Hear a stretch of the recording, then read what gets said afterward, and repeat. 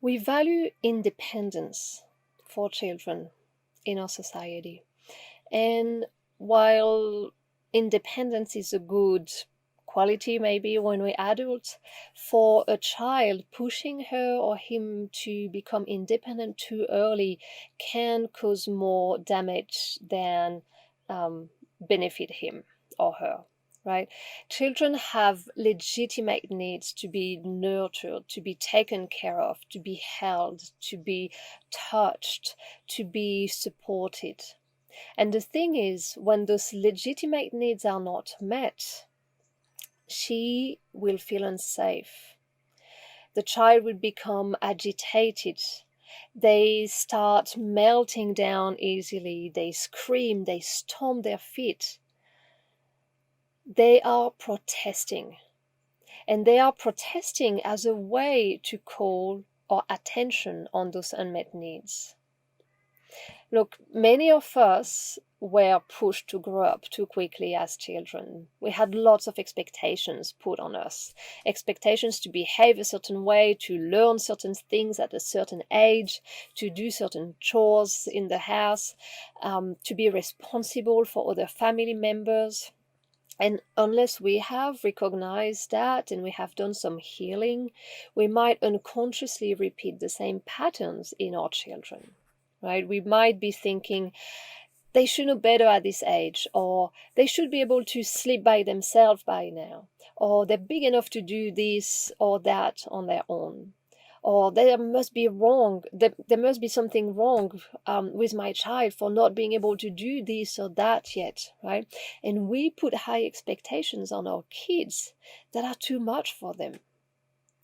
We start to push them away way too early. We refuse them the loving touch and the loving presence they need every night to fall asleep peacefully. We punish them for not being grown-ups yet. We don't allow them that nurturing rest in our arms now and then. So of course they protest, of course they get mad, right? And then we call that misbehavior when really it's simply them trying to call our attention on their unmet needs, right? Those legitimate needs that every child has to be taken care of, to be supported, to be held like a baby again when things are a bit stressful around him. Yeah. So I want to invite you to check with yourself on this. How would it be to offer your child a rest, to hold him in your arms just like when he was a baby, to look into his eyes with tender love just like when he was just born, to lie down in bed with him at night and stroke his face and his back until he is falling asleep, to give him all the time he needs to grow, to be a baby, to be a child without any pressure. Yeah, they're only little for those few short years, and it's only if we meet those needs early, the need for touch, for baby-like care, for nurturing, that they will become independent later on. If we refuse our child this type of care, he will keep looking for it for years and years, becoming more and more dependent on us because he will still be trying to meet those needs. Right?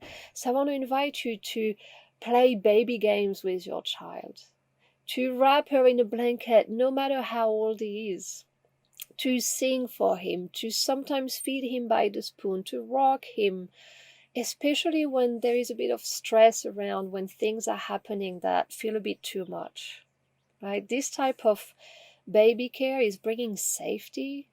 It's deeply nurturing for the whole mind and body, and that ensures that your child is growing up calm and relaxed and confident in life.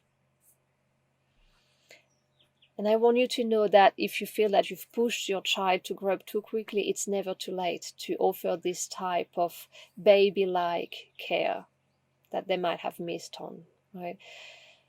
We do that even with teenagers that haven't, for some reason, received it when they were little. And their nervous system is very grateful for it. You might notice that your child's behavior starts transforming as you are offering him more of this baby-like nurturing care. So this is my recommendation for you today, to hold your children close and to not push them towards independence. They will become independent once all their baby and young child's needs are met fully. You've got this. Take good care. You're amazing.